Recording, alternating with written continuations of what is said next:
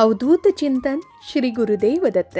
2 February 2026 रोजी माघ कृष्ण प्रतिपदा म्हणजेच श्री गुरु प्रतिपदा आहे. हा दिवस दत्त संप्रदायातील सर्वात मोठा आणि पवित्र सण मानला जातो.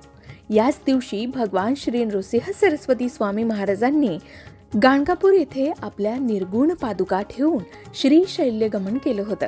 अनेकदा आपल्याला गाणगापूरला जाणं शक्य नसतं, पण स्वामी म्हणतात, मी गेलो असे म्हणू नका, मी गाणगापुरातच आहे. मग घरी राहून महाराजांची कृपादृष्टी कशी मिळवायची? चला तर मग पाहूया आजच्या या खास व्हिडिओमध्ये. माघ कृष्ण प्रतिपदेला गुरु प्रतिपदा असं म्हटलं जातं. यंदा 2 फेब्रुवारी रोजी म्हणजे सोमवारी गुरु प्रतिपदा साजरी केली जाणार आहे.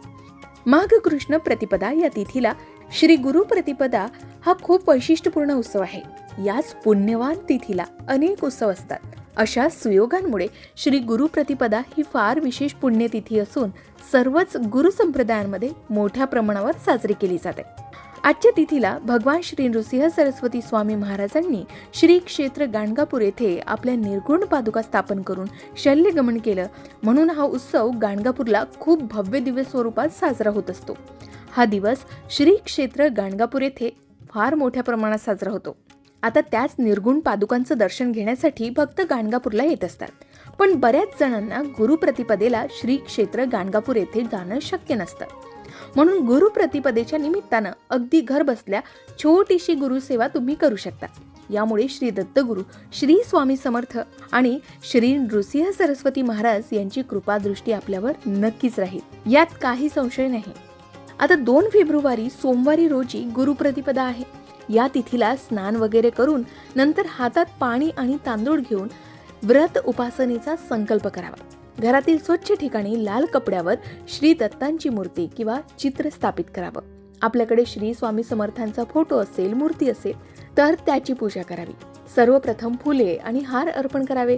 कुंकू लावून, तिलक लावून शुद्ध तुपाचा दिवा लावावा. यानंतर हातात फुलं घेऊन श्री दत्तांचा नामजप करावा आणि फुलं भगवान दत्तांना अर्पण करावीत.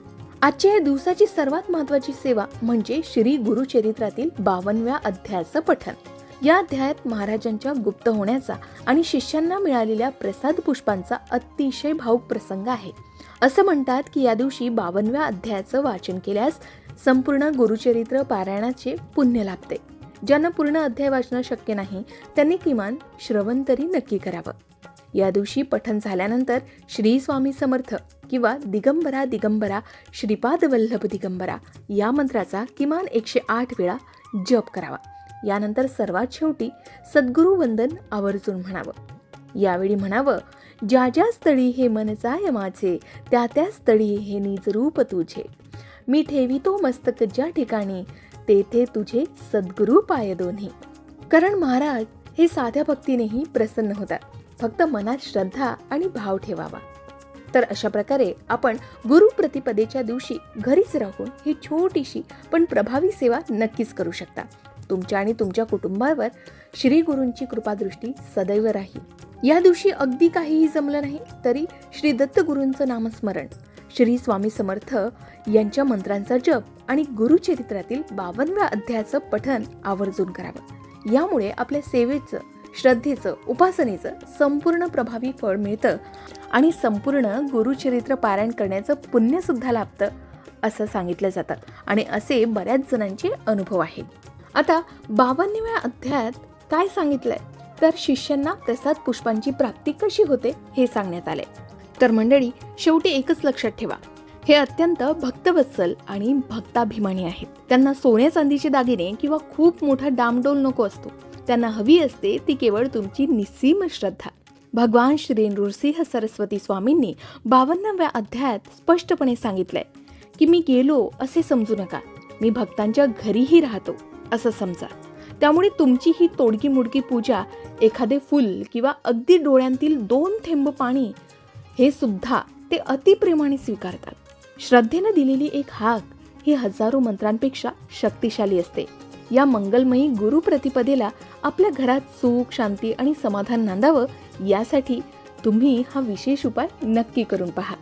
गुरु प्रतिपदेच्या दिवशी श्री दत्तगुरूंना किंवा स्वामींना 2 पिवळी फुलं आवर्जून अर्पण करा. त्यातील एक फूल पूजा झाल्यावर प्रसाद म्हणून आपल्या तिजोरीत किंवा पाकिटात ठेवा. यामुळे वर्षभर भरभराट राहण्यास मदत मिळते. शिवाय गाणगापुरात माधुकरीला खूप महत्त्व आहे. जर तुम्हाला गाणगापूरला जाता आलं नाही तर आजच्या दिवशी घरी बनवलेल्या अन्नाचा काही भाग एका गरजू व्यक्तीला किंवा गायीला नक्की द्या.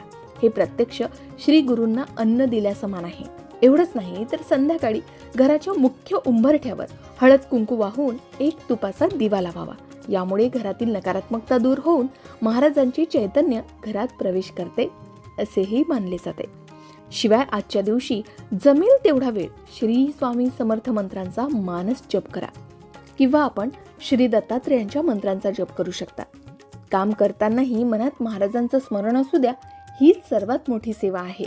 तर येणाऱ्या 2 फेब्रुवारी 2026ला ही साधी पण प्रभावी सेवा करायला विसरू नका. तुमच्या मनातील सर्व सात्विक इच्छा श्री गुरु नक्कीच पूर्ण करतील. भिवू नकोस, मी तुझ्या पाठीशी आहे हा स्वामींचा शब्द सदैव आठवणीत ठेवा. तुम्हा सर्वांना गुरुप्रतिपदेच्या खूप शुभेच्छा. जाता जाता कमेंटमध्ये आपल्या लाडक्या स्वामींचा जयघोष करायला विसरू नका. श्री स्वामी समर्थ. तुम्ही गुरुप्रतिपदेच्या दिवशी काय विशेष करता हेही कमेंट करून सांगायला विसरू नका. अशाच प्रकारच्या माहितीपूर्ण व्हिडिओसाठी लोकमत भक्ती चॅनलला नक्की सबस्क्राईब करा आणि बेल आयकॉनला क्लिक करा. म्हणजे आमच्या नवनवीन व्हिडिओचं नोटिफिकेशन तुम्हाला मिळत राहील. तसेच योग्य आध्यात्मिक मार्गदर्शनासाठी लोकमत भक्तीच्या फेसबुक पेज आणि इन्स्टा पेजला लाईक आणि फॉलो करायला विसरू नका.